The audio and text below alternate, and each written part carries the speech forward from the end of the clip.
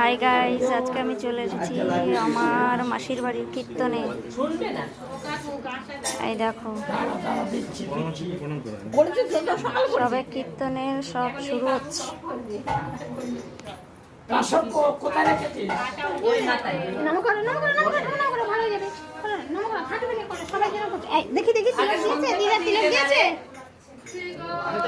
আর বৈষ্ণবরা আসলে সন্ধ্যা থাকে না। বসো, আমি ঘুরি। ঠিক আছে।